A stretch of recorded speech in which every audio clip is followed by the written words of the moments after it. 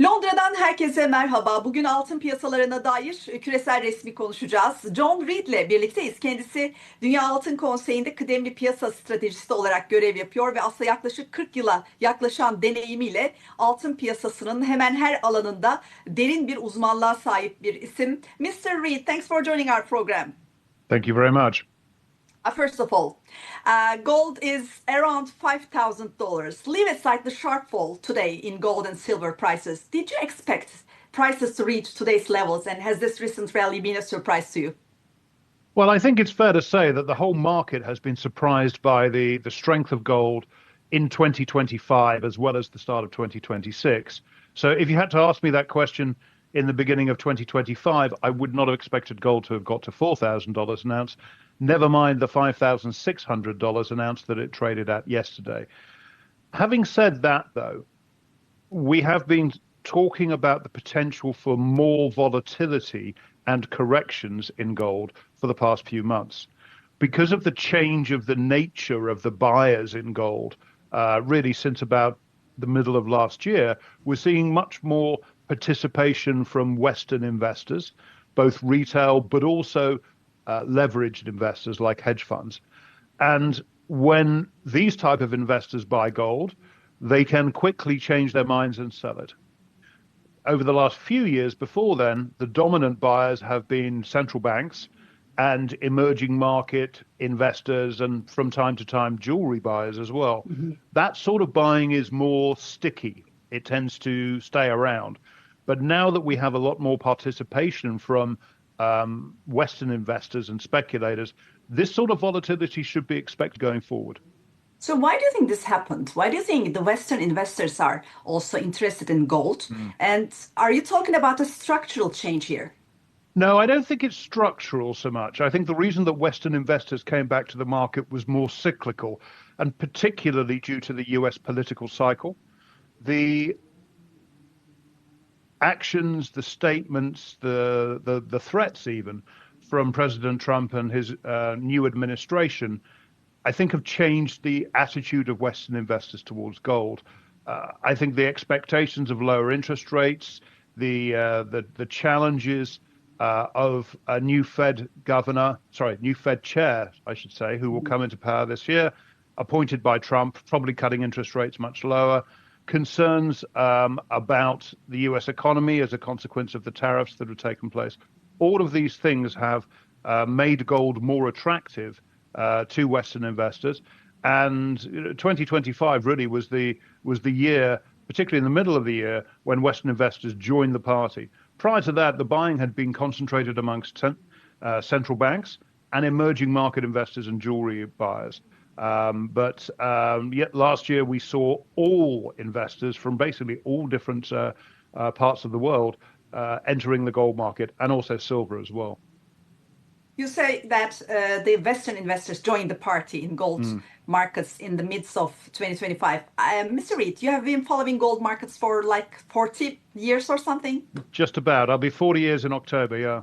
Oh, really? So you know gold markets very well. It's often said that gold's major declines and rallies tend to play out over long time horizons rather than in short cycles. In that context, how much longer do you think this upward trend can realistically last? Could we be looking to another 3 to 4 years of gains, for example? Well, certainly, if you believe, as I do, that the actions of the US government have been responsible for driving people into gold, and the fact that we're getting this new Fed chair coming in May, I think it is, those are not short-term factors. The other thing I'd say as well is if we are at the beginning of the stage of erosion of confidence in the US dollar and the US bond market, again, that's not something that will play out over weeks or months. That will be something that will play out over years. So I think there's every reason for investment demand to remain strong for the next few years, and potentially even longer than that. There is another factor as well that we're beginning to see play out, and that is institutional investors are allocating more money to gold because the historic balance that they had in their portfolio, mostly equities, some government bonds, that isn't working as well as it used to. The protection that you get from a portfolio that's offered by bond markets doesn't seem to be working as well as it used to. And that makes gold more attractive. That too would be a multi-year factor. For retail investors, timing is always a concern. Is gold still attractive after such a strong rally, or does valuation now matter more? Well, I wish I could predict the short-term direction of the gold market with accuracy. I probably wouldn't be speaking to you here if I did.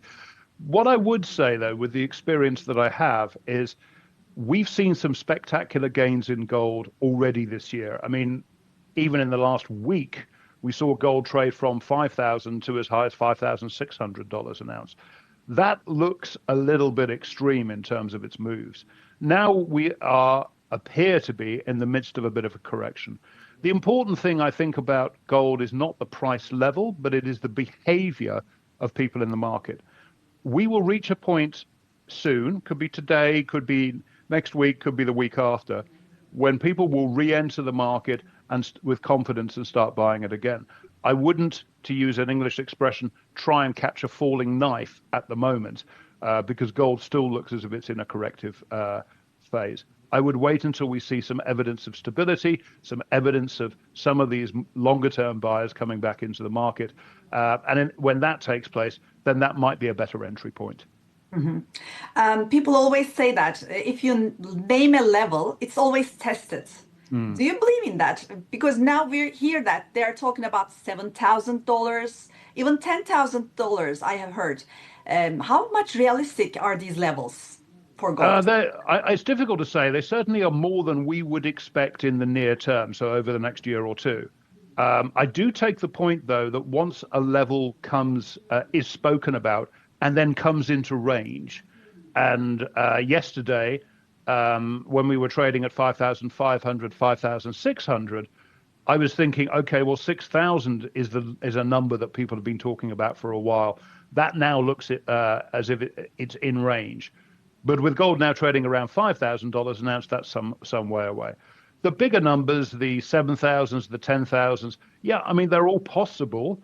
I would call them unlikely in the near term, however. But then again, as I said earlier, we didn't expect gold to get to 4,000 at the start of last year, and we didn't expect gold to get to 5,600 at the start of this year. So it does show how difficult it is to try and make predictions about the gold price.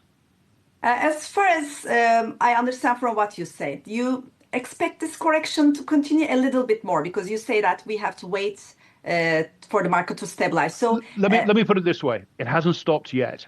So I woke up this morning. First thing I do every morning I wake up because I'm sad is I check the gold price. And last night when I went to bed, it was around $5,400 an ounce. And I thought, okay, maybe this correction is showing signs of being over. The characteristics of this move in gold this month has been strength in Asia, largely because of a lot of Chinese participation in the gold and silver markets. So I thought, okay, I might wake up and we might be back at new highs in gold. We're not. So that's a change. So until I see evidence that the gold price is stabilized for a day or two, then I think you can't call an end to this correction. So I was just going to ask, is it time to enter the markets? What do you say? I would personally, and we never give investment advice anyway, but if I was trading on my own behalf in gold, I would be waiting a little while just to see for stability to re-enter the market. Now central banks continue to increase their gold reserves. Central banks added, according to your recent report as World Gold Council, over like 850 tons of gold in 2025. So even though this was below the level seen in the previous 3 years, buying remains historically strong. What do you say on this? And especially Turkey Central Bank has also, how do you evaluate the Turkey's approach, central bank's approach in gold? Yeah, Turkey is relatively unique in the way that it handles gold from a central bank perspective, because it allows commercial banks to deposit some of the reserves that they are required to hold. It could deposit them in gold with the central bank. So Turkey is, in many respects, a leader. The Central Bank of Turkey is a leader in the way that it manages its gold reserves. In terms of exactly what Turkey will do, we don't speculate on individual central banks. Rather, what we're prepared to say with confidence is that we expect central bank buying to continue and probably continue at these stronger levels that we've seen over the last few years. there really seems to have been a sea change in the actions of central banks back in 2022.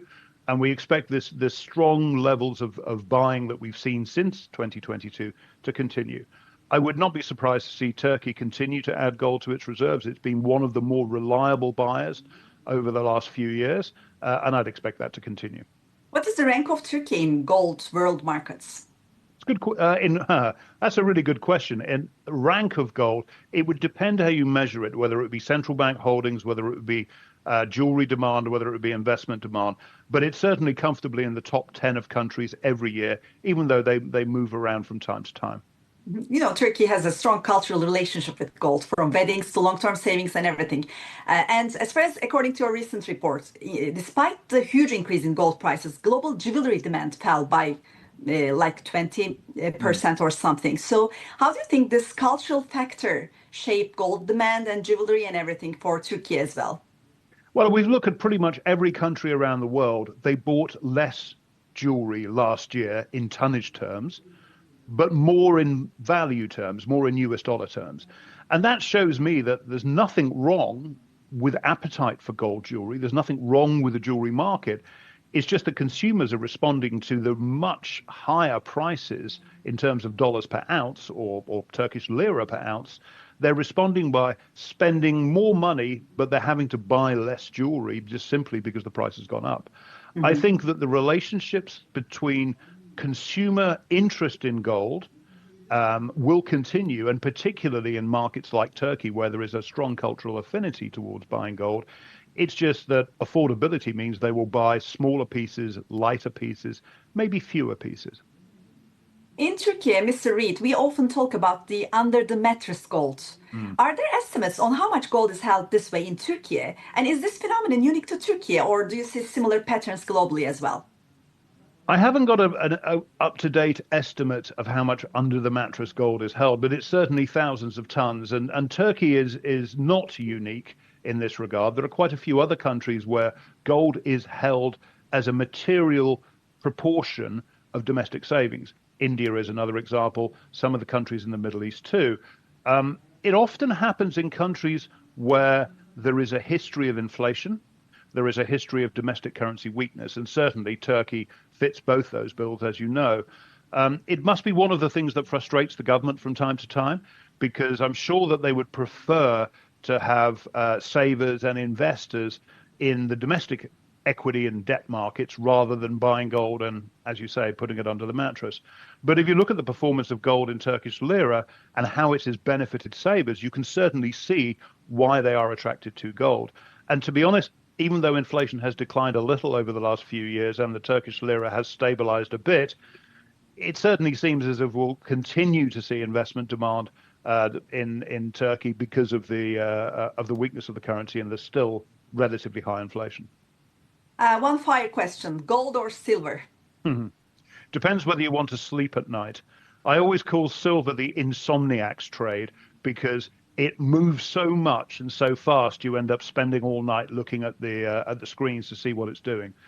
On a more serious note, silver has hit all-time highs this year, around about $120 an ounce. The previous all-time high was only $50 an ounce. So it's been a epic move in the latter part of 2025 and into 2026. All of the caution that I would say about that I've said about gold and this correction, I would say about silver, and I'd say it 2 or 3 times. I think entering the silver market now after such a historic rally would be extremely brave. And I personally think that gold is a much better investment than silver because of its greater liquidity and its lower volatility. Now, you can make a case from time to time when silver gets very cheap compared to gold, and it arguably was cheap at the start of last year. But the outperformance by silver over the past 12 months has taken away the argument that silver is cheap. So now you're buying something which has similar characteristics to gold, but much more volatility, much less liquidity, much wider bid-ask spreads when you're trying to buy and sell it. So I think investors that are looking at precious metals at the moment and looking at entering precious metals probably should look at gold before they look at silver. one key takeaway from this interview for gold investors? I think they're really focused and listening to you. What would be your advice to them, lastly? Well, it's two things rather than one. The first thing is expect volatility. Prices will go up and down more this year than they have done in the past few years because of the entrance of these Western investors and speculators. And the second thing is as well, if you're thinking about getting into the gold market, wait for the market to settle. Don't try and catch a falling knife. Yeah, thank you so much, Mr. Reade. We really appreciate your time for this interview. Thank you so much. Hope to see you in the future. Thank you very